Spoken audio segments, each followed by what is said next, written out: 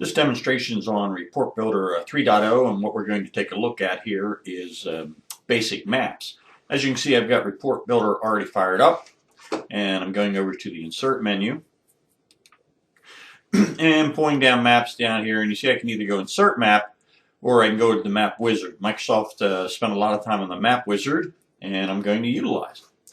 So as I pop that on up, I have three options: the Map Gallery, and there's 51 built-in maps.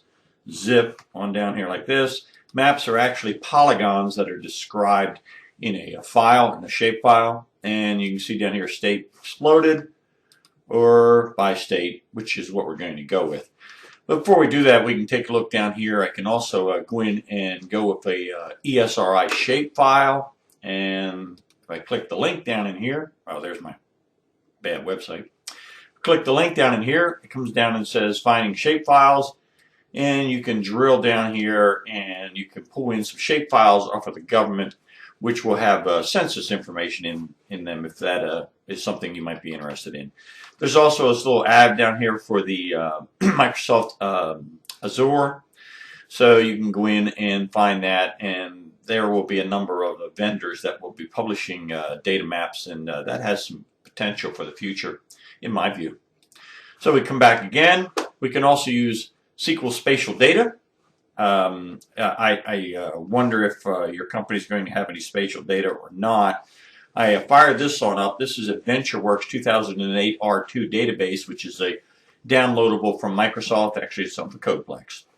And if I drill down here so you can see spatial data, I have down here, if you look down here in my person, which is person.address, person is the schema. And the address table, dropping on down, I've got spatial location, and it's of data type geography, which is spatial. Down here, dropping, and that's what the actual spatial data is, which we're going to utilize in a later demonstration. So let me close out of that, and we'll just go in for Map Gallery. And as I said, we're going to use US by state. Click Next, and then on this, I can decide where I want to view. See, I can just move up, and I can move it down. And I can expand or I can contract.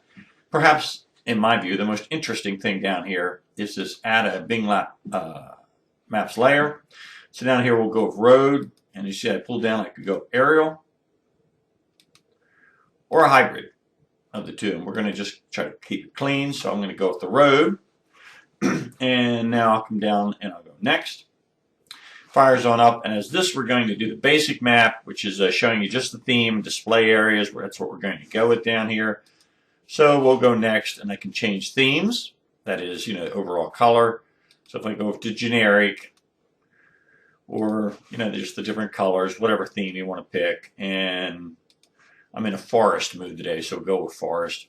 I can display labels. Now this you want to pay attention to. Here's your data field.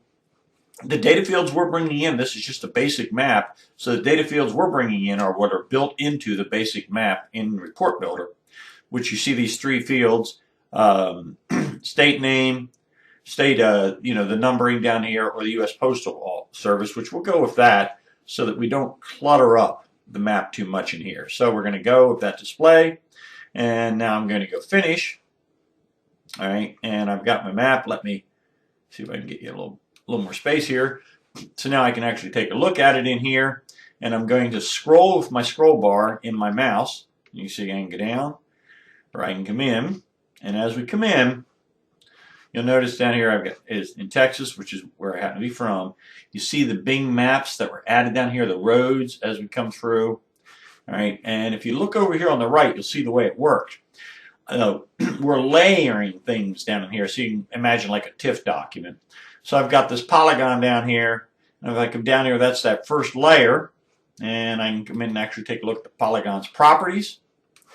General, the fonts, and all the usual baloney in here, so I can change my different colors, shadow. Action's fairly interesting. Action would allow a user of the map to come in and do something, so if they clicked, we could go to a sub-report, go to a bookmark, or go to a URL, which we'll explore a little bit later on.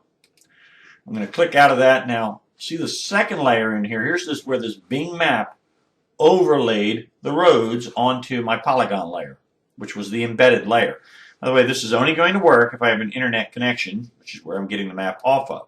So I'm going to go down here like this, and I'm going to delete the layer, and you see the roads are gone. Okay, very good. That's the end of this demonstration.